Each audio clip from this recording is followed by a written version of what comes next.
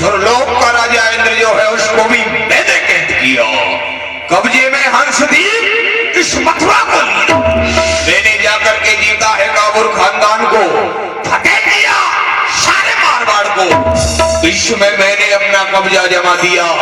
सारे राजाओं को मैंने अपने अधीन बना लिया। फिर भी यदि किसी को कंस की वीरता पर संदेह है तो सामने आए, दो हाथ देखे तो हाथ दिखाए। आज तक मेरे सामने कोई आने नहीं पाया। यदि भूल से भी आया तो बचकर जाने नहीं पाया। किसी को राजा, किसी को रैयत, किसी को वैश्य बना कर छोड़ा, किसी को नौका तो किसी को दबदब करके हर एक कामों में हर एक जुर्रा असल दिया मैंने फलक के नीचे, इस जमीन को ऊपर फलक के नीचे। दीवान जी जी सरकार, हम अपनी मथुरा पावन भूमि में पधारे। जी इनको थोड़ा तेज कर दो। हमने देखा हाँ सही है। जिस प्रकार हम अपनी मथुरा पावन भूमि में पधारे, हमारे मथुरा के योद्धागण हमारे साथ में और महलों की तरफ गए। अट्टाल गांव से झांक करके देख रही थी एक सुंदर कन्या। मथुरा के योद्धाओं से पूछा ये कौन है? उन्होंने बतलाया युवराज कंस, ये आपकी बहन देवकी चचेरी है, देवक की पुत्री। उसकी बात शादी बेटी कुंवारी कन्या, ये सब पिता की गलती थी। इसी लापरवाही को देख देख ये छाती मेरी चलती थी। हमारे पिताश्री धर्म के कार्य करते रहे, लेकिन हमारी बहन देवकी का विवाह नहीं किया और ब्राह्मणों के द्वारा यज्ञ होम तप हवन करवाते रहे, लेकिन देवकी का विवाह नहीं किया। उसी समय ये प्रण किया था भूतो ना भविष्यति, न तो किसी ने किया है ना कोई कर सकेगा। ऐसा विवाह महोत्सव मैं अपनी मथुरा पावन भूमि के मध्य देवकी का करूंगा। विवाह संपन्न हुआ। देवकी और वसुदेव के साथ में बटेश्वर निवासी सूरसेन पुत्र वसुदेव, उसके साथ में देवकी का पालन ग्रहण संस्कार किया। बड़े ही धूमधाम के साथ में हमने अपनी बहन देवकी का विवाह किया। कैसा किया? बहुत अच्छा किया।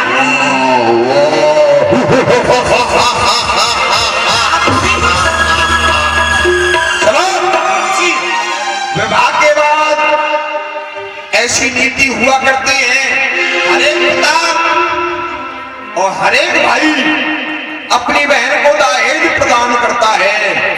इसीलिए हम भी अपनी बहन देवकी के लिए दहेज देना चाहते हैं। दामा पात्र में लिखा जाए। जी महाराज, क्यों नहीं, दहेज अवश्य लिखा जाए। जाइए भाई, मेरे से बहू खाते को दे दो।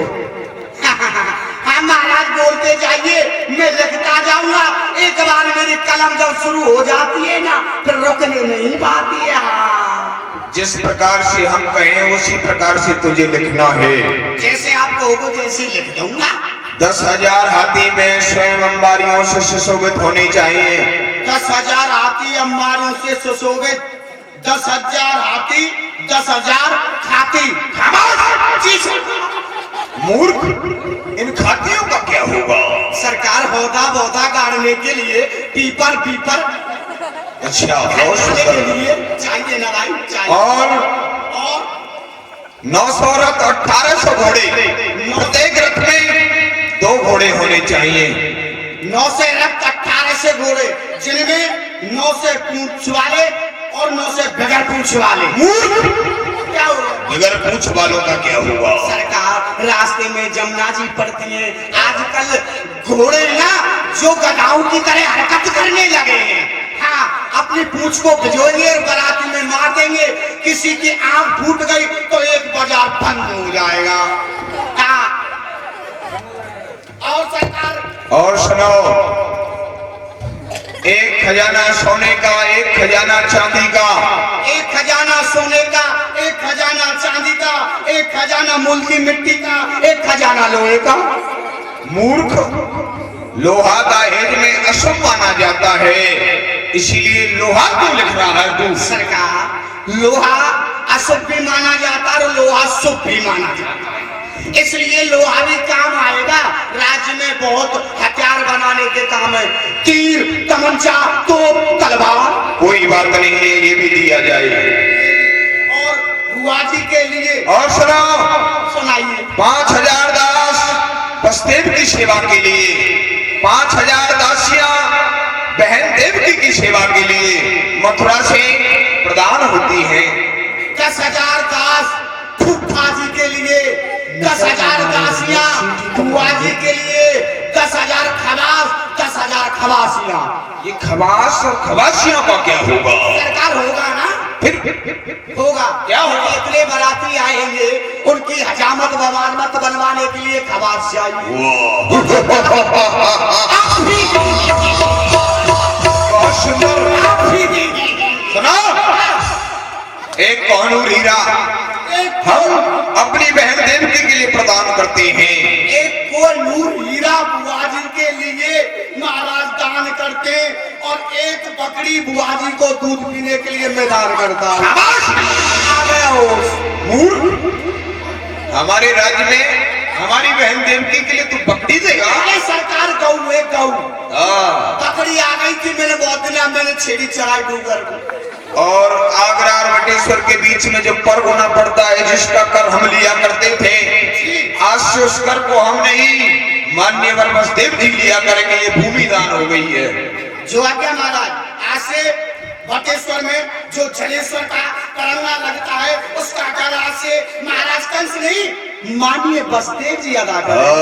वो लेकिन ये क्या देख रहा हूं मैं, बार बार मान्यवर बसदेव का सेवक हमारी तरफ आने की कोशिश करता है, लेकिन हमारी भय की वजह से हम तक आ नहीं पाता है। इसीलिए जाओ और बसदेव को पूछ करके आओ, हमारे राज्य में उन्हें कोई कष्ट तो नहीं है। जी महाराज, चाहिए जो आज्ञा।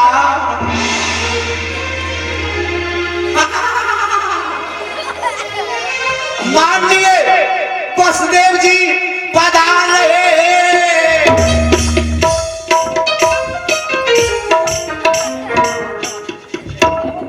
दीवान जी, कहिए फुफा जी। तुम्हारे महाराज से खबर करिए कि बसदेव जी अपने राज के लिए जाना चाहते हैं। क्या कहा श्रीमान जी, खाना चाहते हैं? अरे भोजन व्यवस्था तो अच्छी है, परंतु आप खाना चाहते हैं तो खिला देंगे। रसगुल्ले खाओगे या चमचम खाओगे या मठरी खाओगे या ठिठरी खाओगे, पापड़ खाओगे या पापड़ खाओगे? अरे हापुड़ पापड़ नहीं खाना है, तो हम अपने राज के लिए जाना चाहते हैं। अच्छा, तो आप नहाना चाहते हैं? श्रीमान जी, गर्मी थोड़ा अधिक बढ़ रही है, सर्दी में गर्मी घुस रही है। कोई बात नहीं, बहुत तरह के सावन चला रखे हमारे सरकार ने। लाभों से नहाओगे या गिलोरी से या निर्मा से, और नहीं तो कोई बात नहीं, घड़ी से ही नहा लो। अरे नहाना नहीं है, तो हम यहाँ से विदाई चाहते हैं। श्रीमान जी, मुझे क्षमा कर देना, हमारे राज्य में ये नहीं होता है। आप हमारे पूजनीय हो। तुम क्या समझ रहे हो? हम वो ही समझ रहे जो तुम कह रहे हो। क्या बताइए? दोबारा कहिए। विदाई चाहते हैं हम। पिटाई चाहते हैं? मुझे क्षमा करना, मैंने पहले ही कह दिया था। तो जी सुनिए, हाँ। जब मेरी शादी हुई थी ना, अच्छा, तो मैं अपने ससुराल में पूरे 80 दिन रुका था। 80 दिन। 80 दिन? हाँ, मेरी सास, मेरा ससुर, मेरा साला, मेरी साली एंड में करवाली। हाँ कहने लगी मेहमान के साथ ये तो डेरा ही डाल लिया। अरे आता नहीं मटके में और जान पड़ी है झटके में। किसने कहा था ये? हमारी सासू माँ ने कहा था। अच्छा। तो उनने हमारा बिस्तर और वो पुराने जमाने में कैंडिया चलती थी, कैंडिया उनने उठाया, बड़े इज्जत से हमको घर से बाहर पकड़ दिया। इज्जत से? तब आए थे हम इज्जत के साथ में। अरे तुम जाइए अपने महाराज से खबर करिए। ठीक है जैसी आपकी आज्ञा। महाराज की जय हो।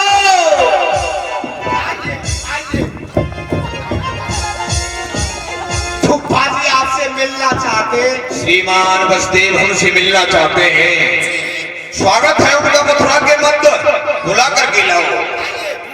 आइए बहुत दिन में मिला मेरे बाप के बेटे। आइए काफी दिन में 1.5 साल हो गई। ये क्या कर रहा है? आप क्या कर रहे थे? हम दोनों बालापन के मित्र हैं, अंग पसार करके मिल रहे थे। हम ये हमारा मित्र है, बहुत दिन में इसका चित्र देखा था, इससे मिल रहा। पीछे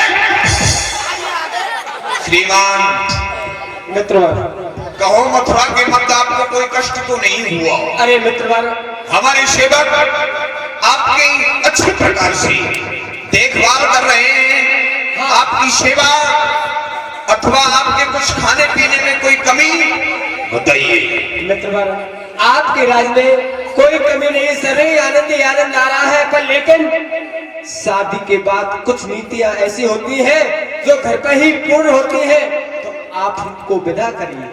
कर लो। जाना चाहते हो? श्रीमान वसुदेव, अरे आप जाने की कह रहे हो? ये बलिकल सोच रहा था मान्यवर वसुदेव बहुत दिनों के बाद मथुरा में आया है, इसे मल्ल अखाड़ा दिखाता, यमुना में नौका डलवा करके यमुना विहार कराता। मेरे मथुरा के मध्य भूतेश्वर अखाड़ा है, जहां पर मेरे 4 पहलवान चांडूर मुष्टक संतोषल उनकी मल्ल कुश्ती दिखाता। लेकिन आप अभी आए अभी चले, ये अभी दामन संभाला है। अरे तुम्हारी जाओ जाओ ने तो हमारा दम ही निकाला है। लेकिन यदि आप जाना चाहते हो तो मैं आपको नहीं रोकूंगा। ये मैं भी जानता हूं कि विवाह के बाद कुछ नीति ऐसी हुआ करती हैं जो घर पर जाकर के पूर्ण होती हैं। इसीलिए मेरा भी आपसे एक निवेदन है। क्या निवेदन है राजन? हमारी बहन देवकी ने अभी तक महलों से अपना पैर नहीं रखा है। जब वो मथुरा से जाएगी, बड़ी ही रोएगी, बिलखाएगी, लेकिन कंस खून का दरिया देख सकता है, बहन देवकी के नेत्रों में अश्वपात नहीं देख सकता। अरे यो तो वर कन्या की भामर किसके घर पड़ती नहीं, वो कौन सी चौखट जो बंदरबार से सजती नहीं।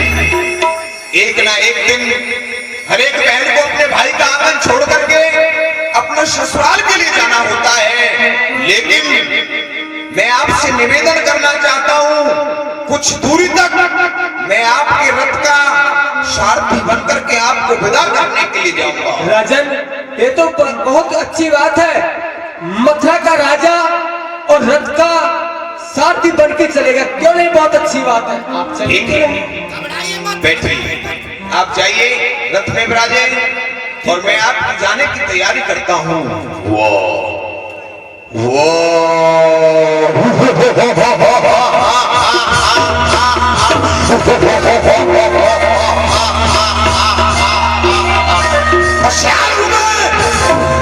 जो की रथबान बनूंगा मैं, अपनी बहन देवकी को विदा करने के लिए जाऊंगा मैं।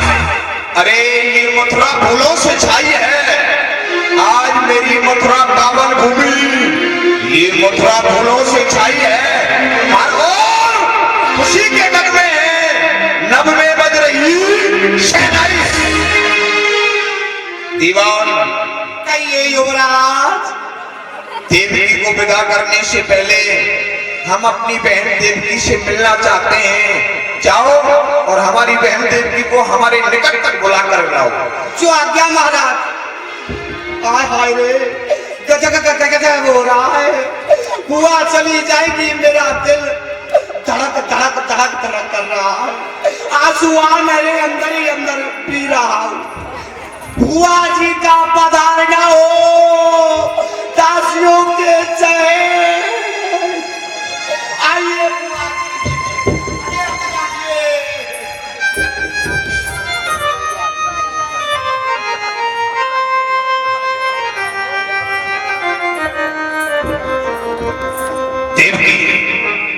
रो मत, मैं तेरे मन के भावों को समझ रहा हूं बहन देवकी। किसी प्रकार की चिंता ना कर, मैं तुझे शीघ्रता से बुला लूंगा और तुझे विदा करने के लिए मैं चल रहा हूं। अपने रथ में बैठा करके तुझे विदा करने के लिए जाऊंगा मेरी बहन देवकी। रो मत। किसी प्रकार से कंस का हृदय वज्र है, वज्र। कंस के नेत्रों में से आंसू निकलने के लिए मार्ग टटोल रहे हैं, लेकिन उनको मार्ग नहीं मिल रहा है। इसीलिए मेरी बहन देवकी रो मत, मैं तुझे शीघ्रता से बुला लूंगा। भैया मुझे भूल न जाना, मुझे भैया जल्दी बुलाना भैया। भैया चिंता मत कर, मैं तुझे शीघ्रता से बुला लूंगा मेरी बहन, चिंता मत कर। जाती है भैया बहना तेरी।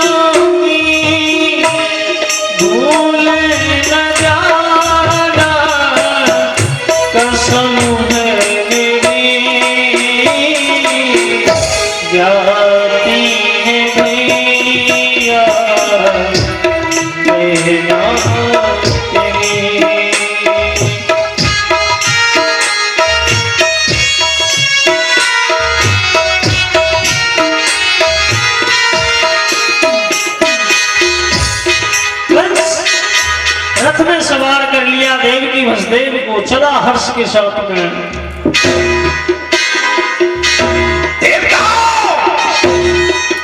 यदि किसी ने भी कंस के मार्ग में आने की हिम्मत की तो भोलेनाथ की सौगंध तुम्हारा अच्छा नहीं होगा। आज मैं अपनी बहन देवकी और बहने वसुदेव को रथ में बैठा करके विदा करने के लिए जा रहा हूं। मथुरा के योद्धागण सभी नंगे पैरों से हमारे रथ के पीछे चलेंगे और प्रकाशनी से जाकर कह दो हमारे रथ के ऊपर फूलों की वर्षा करेंगे, पुष्प बरसाएंगे।